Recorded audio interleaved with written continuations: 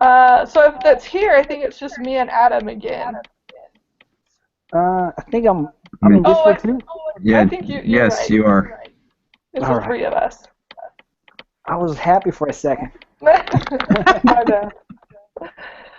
My bad. Anyone want to volunteer to go first? I can I go can. first. Go for it, Oh, Sheena. you sure? Sure. All right. I'm nervous, so. You'll do great.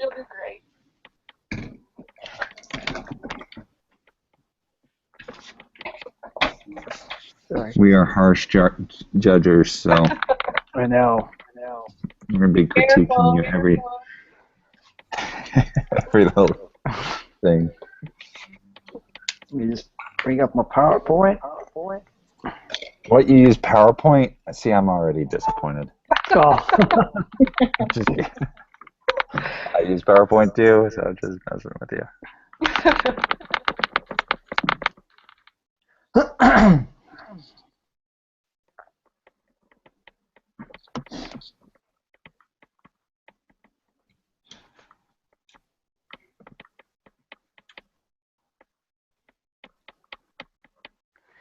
Alrighty.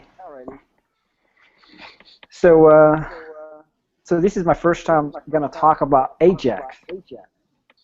Can you hear me okay? Can you see the screen? Yes. Awesome. Good. So, as I said, this is going to be a very basic presentation about Ajax. Hopefully, maybe in the class, maybe we have some people already experienced with Ajax, but this is my first time. So what is Ajax? First, I can't see that first letter, first word.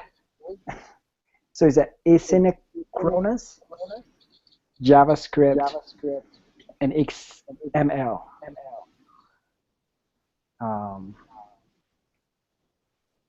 So we're gonna talk about the basics, and then some applications, how we're gonna use Ajax, and then how Ajax works.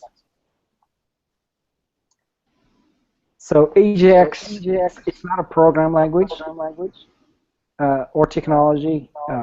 It is just design approach to set some technical techniques for creating high interactive web applications. Makes application faster and user-friendly. So some basic example of Ajax that we see every day are Google Maps. If you're using Google Maps, it's definitely using Ajax. GoogleSuggest.com. So when you're actually in Google website and you're trying to type in something on the box, is actually using Ajax to retrieve database, and then Gmail account. To be honest, I don't know how Gmail account would have Ajax, but it's probably how we all connected through Google Hangout and other applications that may be using Ajax. So Ajax uses the XML HTTP request through JavaScript.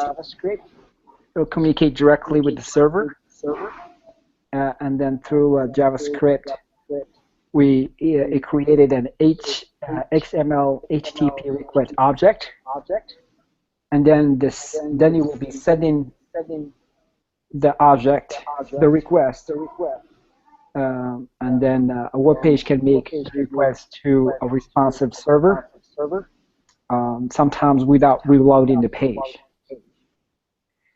So here's an example from the browser client on the top, and then the bottom is the server side. So as you see, the user interface, you go through JavaScript call, and then you send the request through an Ajax engine. and then from there it goes to the server, and then get the data that needed, and then runs back, and then of course has to go through HTML and CSS data before it goes back to the user. So that's a web application model. So Ajax application has some of these, the three-tier client server app or apps, browser, app server, and data source. Event-driven, user when he clicks can drag, you can change data as well. Effects are the visual effects. I think this is the one with the CSS animation. And then it is oriented because you can manipulate and you can, as you enter the data. And it is not complex because you have more control on data page oriented application. So this is the terminology that we use in Ajax. There are a few of them here. We're probably going to see a lot of them later.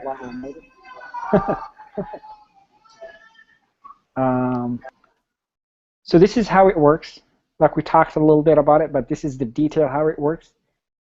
Using JavaScript, it defines an object for sending the request through XML HTTP.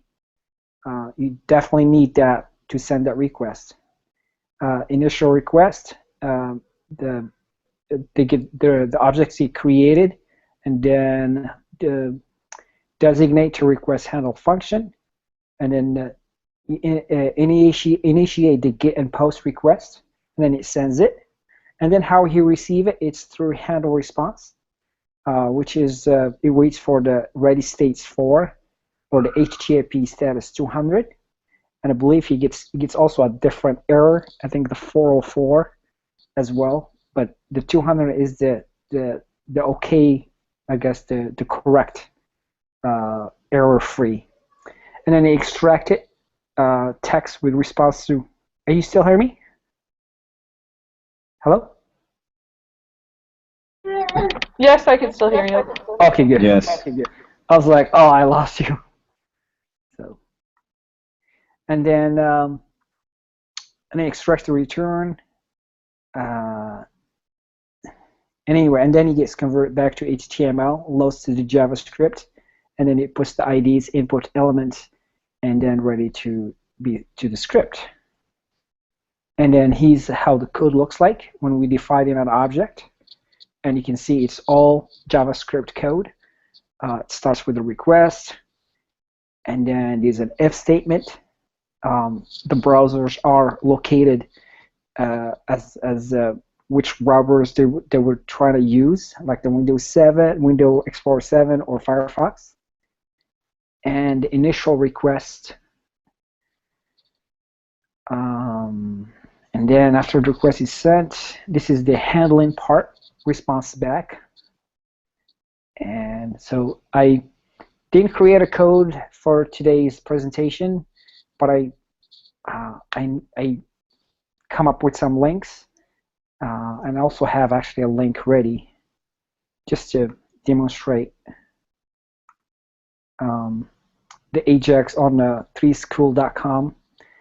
There's not a lot of topics here. If we need to go through it and practice this exercise and things like that, will be very helpful. And thank you for watching my presentation. Yay, thank you. Good job. Thank you. Will you make sure you post that to our Google Drive? Sure. Well, I've got a question, Chino. So Ajax, I guess, is the JavaScript method to communicate with the server. So, like how PHP does as well. Yeah. So would I have to really learn PHP, or could I just learn Ajax and live my merry life? I, I think PHP is actually more used than Ajax, but I think when it comes to the mobile app, Ajax is better. But this is just my thinking. I could be wrong. Yeah. But I know PHP is definitely used in every web-based Well, application. PHP is a server-side language, and Ajax wasn't necessarily a language, right? Isn't that what you said? No, exactly. It's not a language. It just works through JavaScript to bring in data and then create user-friendly experience to the user. So, okay, so here's, I guess, a scenario. If you have a database with certain HTML and CSS code in it that you are wanting to extract and throw onto a page and change it, that's, I guess, the purpose of Ajax in order to, I guess, facilitate that change in a simpler method instead of using PHP. Is that right?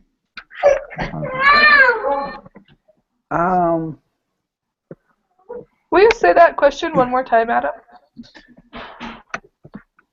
So with Ajax, unlike since Ajax is a JavaScript-based language, JavaScript is, I mean, that's my topic for tonight. And so Ajax is strictly a program that deals with the behavior of the site. And based on that diagram that you were showing, Chino, of how the Ajax engine communicates with the server, and then it comes back from the server and it converts it into HTML and CSS.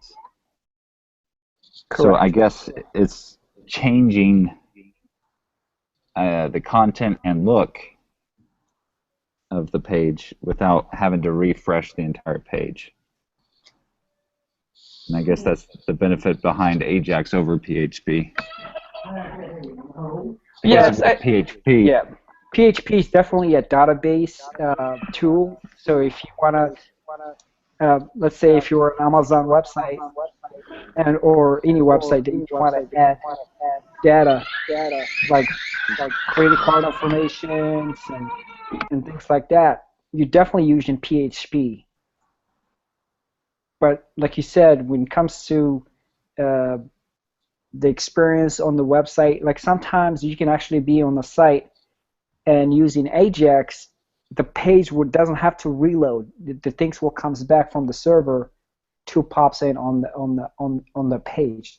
I don't know if it's a commercial ad or something. Yeah, that makes sense. Thanks. Yeah, just Googling it real quick, it said, Stack Overflow had a question about it, and it said, yeah, PHP would have to reload the whole page, and so you couldn't do something like Facebook chat without Ajax, because then it's just refreshing a little part of it. So I just thought that was a good real world example, I guess. Thank you. Yep. All right. Good job, Chino. Thank you. That wasn't too bad, was it? It wasn't too bad, I think. Thank you.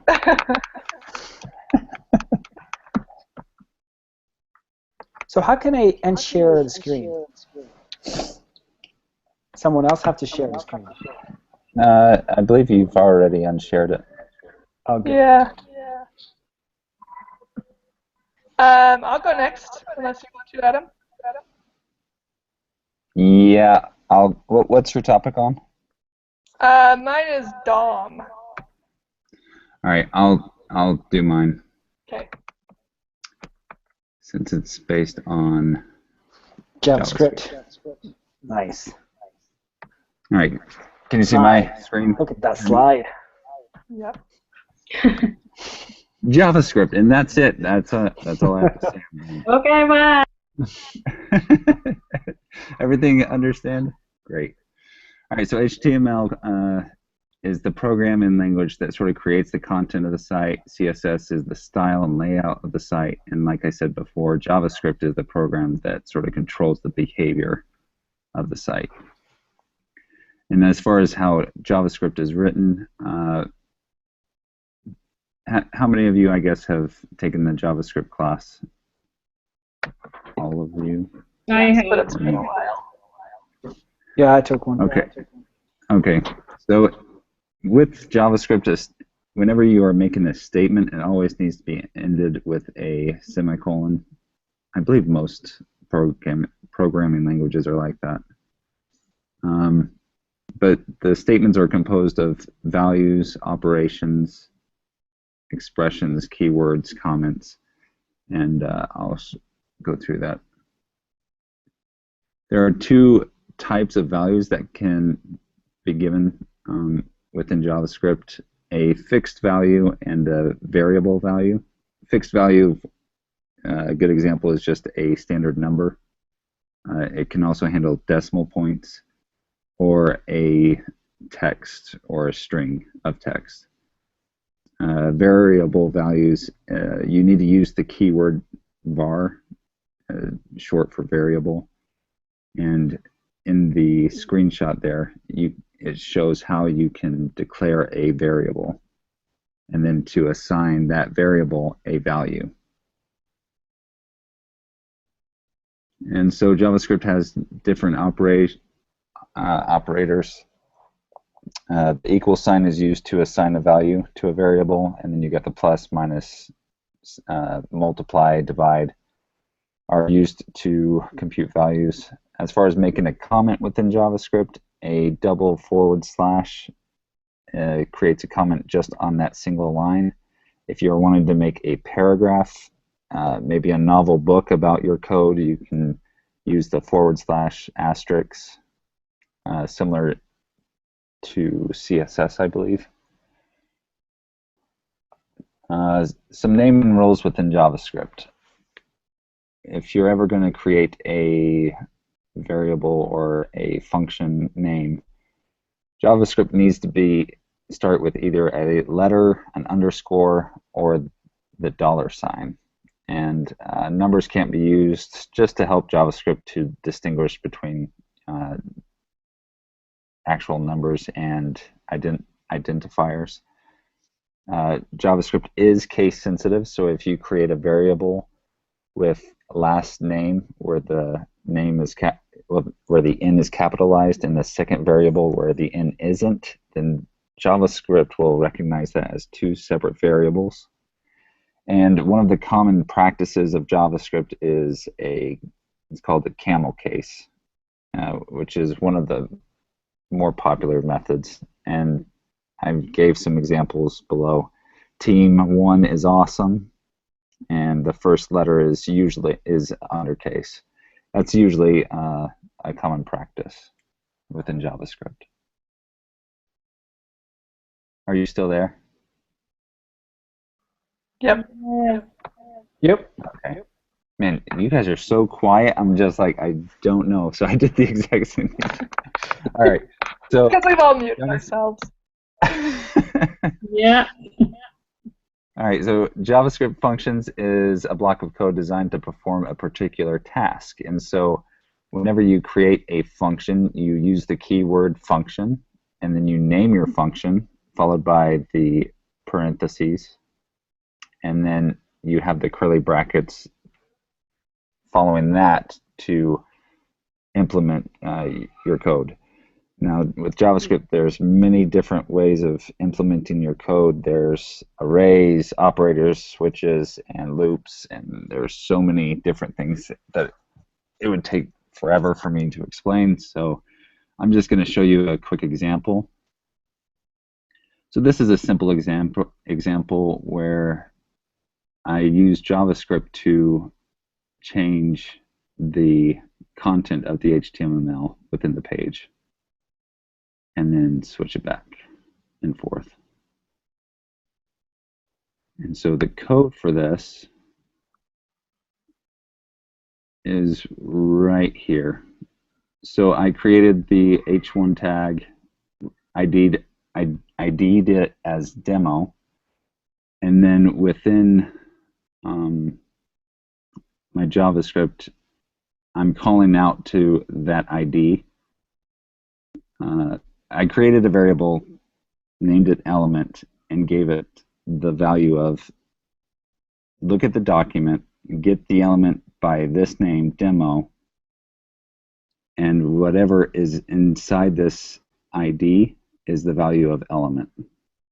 And so then it says, okay, so if this element and whatever is within that HTML, if it is completely equal to this, then I want this ID to change to this text. Otherwise, I want it to say this. And that's all it is. So whenever the within the button, the on-click command, I have my function that I created. The function gave it a name. So whenever I click on it, it implements this change back and forth. So that's how that is done.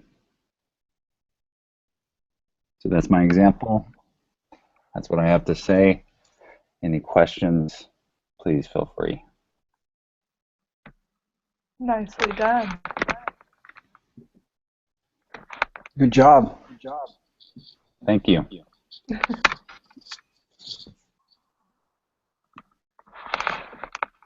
That was a good refresher. I haven't done anything with JavaScript like since my class, which was, it's been a while. Yeah. I'm telling you, after taking PHP and Java and everything else, JavaScript just seems so understandable. So much easier. Yes. Yeah. I second that. Yeah, I remember when I took JavaScript, I was complaining, Yeah. but I took Java, and I was like, I'm not complaining anymore. So, like I'm taking PHP right now and MySQL, and I can see, like you said, Adam is definitely can go back and you're like, yeah, now it makes sense. So things are clicking back. Yeah. So thank you. And it's just like in the MTC, I served my mission in Russia, and I would get so frustrated with the language that all the Spanish missionaries would be like, they'd be frustrated, and I'd say, well, look at my name tag, can you read that? And they're like, no, I'm good. Yeah, no, Spanish, I'm fine with Spanish. And then I would see the Chinese or the Japanese elders, and I'd be like, no, I'm good. I'm fine. That's a good example. That's funny. Okay, well that was a good segue into mine actually. Surprisingly. I'm excited to learn about Doom. Was that Doom? It should be. Okay, let's see. Uh-oh, only 4 slides. Yeah, sure. And just so you know, I'm going to mute. We're not going to leave you. Yeah, right. I will be the one that ends up talking to myself. But okay, so DOM. So I didn't know anything about this one, so this will be interesting. But stands for document. Oh man, document object model, which is a W3C standard for accessing documents. So when the page loads, the browser creates a DOM of the page, which is just a tree of objects. So this picture here on the right is the HTML DOM tree of objects, which will make a little bit more, well, hopefully it'll make a little bit more sense in a minute. So there's actually 3 parts. So there's a DOM for XML, for HTML, and then just core DOM. And I'm not totally sure on the difference, but the HTML one is what I sort of focused on. I think we use that the most. Lindsay? Yes. I'm not really seeing Oh, did it not change? Other sides. Yeah, sorry. No, thanks for the heads up. Did it change now? Yes. No? Now it went back. What is going on? I don't know why it's doing that. Let's see. Are you sharing just the PowerPoint Yes. instead of your entire screen? Yes, is that why it's doing that? That's, yeah, probably. Did it go back to the first page then? Right now it's on the third. First slide. Okay. So this is where it should be, the HTML DOM. Hopefully this works then. Let me know if it goes back. So the HTML DOM is a standard model and programming interface for HTML, and it defines HTML elements as objects, and then properties of the elements, and then the methods to access the elements, and the events for the elements. So it's a standard for how to get, change, add, and delete HTML elements. So kind of like Adam showed us that JavaScript could change what the HTML said by clicking that button, DOM can kind of do this same thing. It just does it in a little bit different way.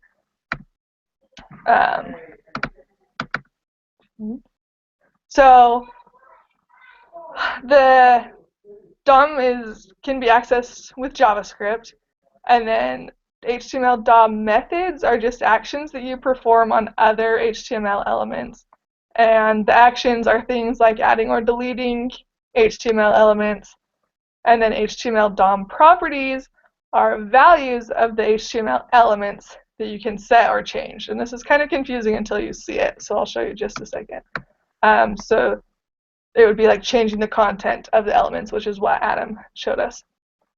So this is the picture from W3 School's website, and it uses the getElementById as the method, and then the inner HTML is a property. So the most common way to access the HTML elements is to use the ID.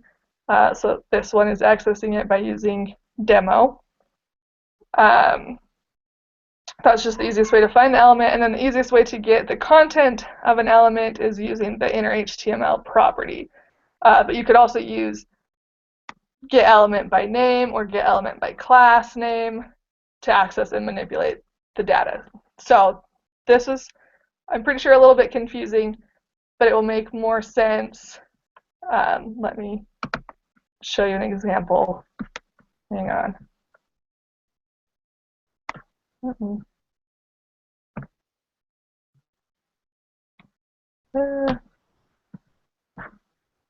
Okay, so I'm going to show you, well, here's the one that I did that,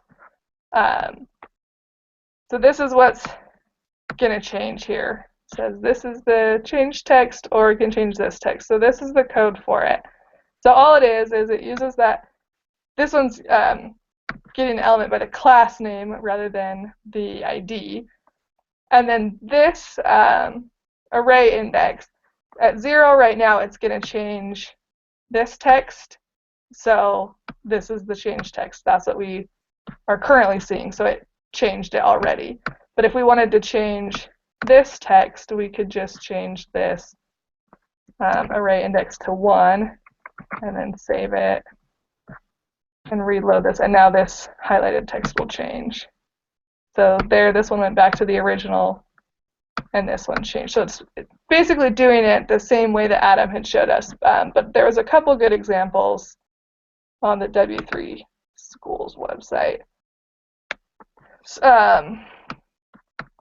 Except that you have to do it yourself. So here, it just wants you to change this text. So you would just do the document.get element by ID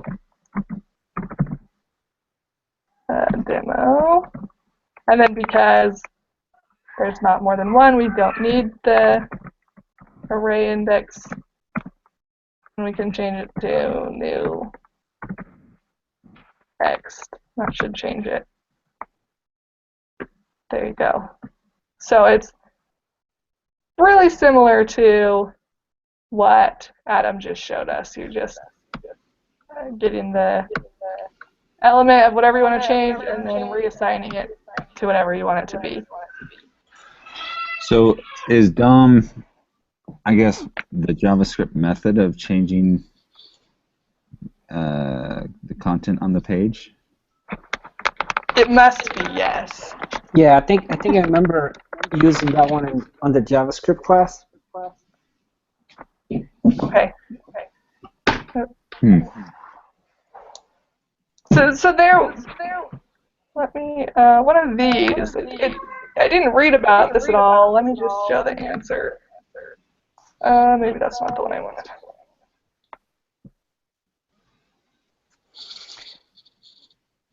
So this one, let's see. So this one will just display the title. I think you just down here add like plus document.title, something like that. Yeah.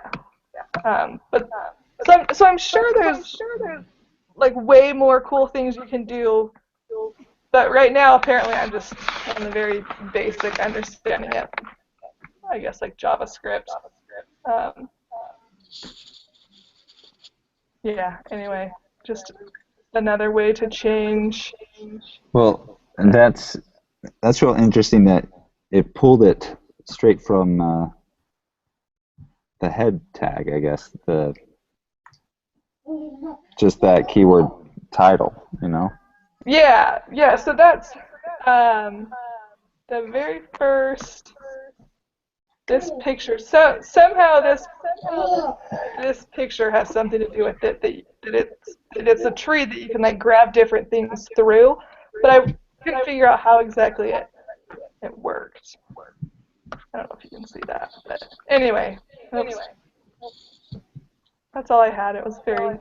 So, I mean, I guess you could target all paragraphs within a page using this Well, method. I thought you could too, but when I did it with this example that I had, where did it go? So these should be the exact same P. P class test, but if I remove this, then it won't do anything.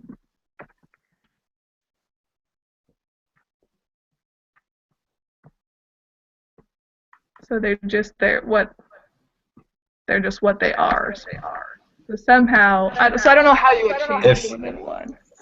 try the dot inner p tag instead of HTML. So do Or, what now? Sorry. I don't know, like the way it said document dot title, and so I figured document dot p tag or something is what I'm thinking. Does that make sense? So you're telling it to look at the document and then to change all the p tags within that document? I don't know if that would work or not. I don't know either. Do you want me to try erasing this and put document dot? Or maybe change the get element by class name and just do the document dot. I'm pretty sure you can do it by tag name. And then if we just make this P, see what happens. I'm sure there's a way. I just obviously don't know it. But that works like that as well. But if I distinguish which one I want, then it will change one. Interesting. Something to look into, I guess, to see how to change them all. Yeah. Whoever's doing Tom next. I have an example, but I'll keep it for my presentation. I can share it right now, actually. No, you don't have to. All right. I'll just keep it. Well, no, just to, like, what you guys talking about it. Let's see.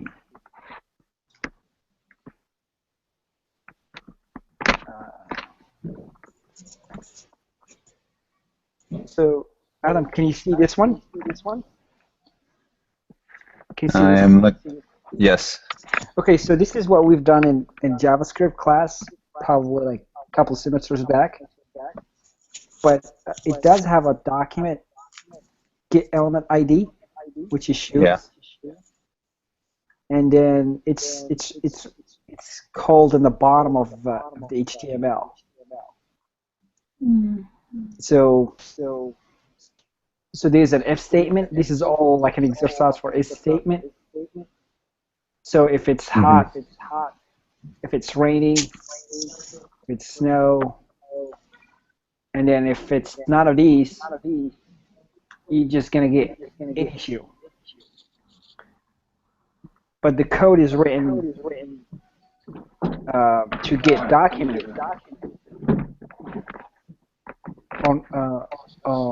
from the ID shoe right here. I see. Yeah. But it's great to see the Lindsay's talking about it because I totally forgot.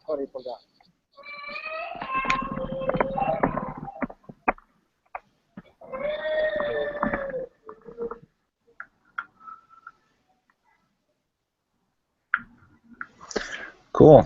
Good job. Good job, Lindsay. Thank you. Thank you, guys.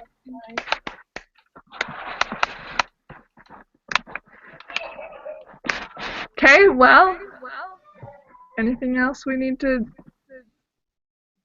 do?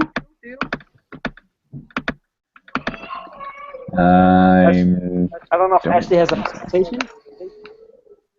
Thank you for your presentation. No, it was really good to remember some stuff about the JavaScript and That was good. I don't know. I feel like I'm just grasping the surface of everything. Like I don't know. Hopefully, in the weeks to come, when we start repeating these, I'll actually feel like I'm learning something rather than just spewing what I found online. Maybe that's just me, though. Well, I mean, we should be going through everything that's been taught and then to try and add to our own portfolios. Right. Yeah. And that should help push us along, I guess. I hope so. Okay, well. So we talk about next week.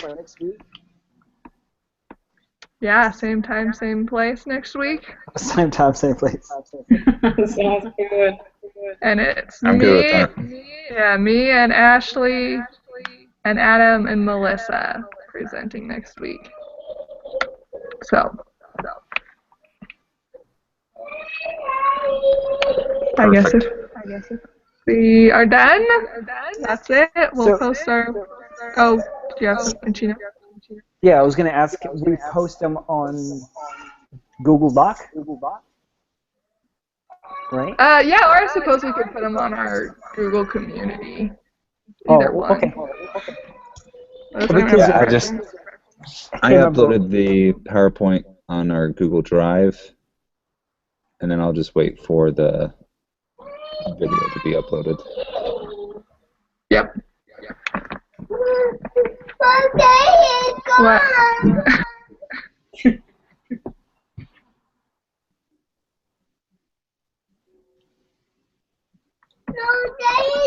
Okay, well, I will post it to our community right now. Perfect.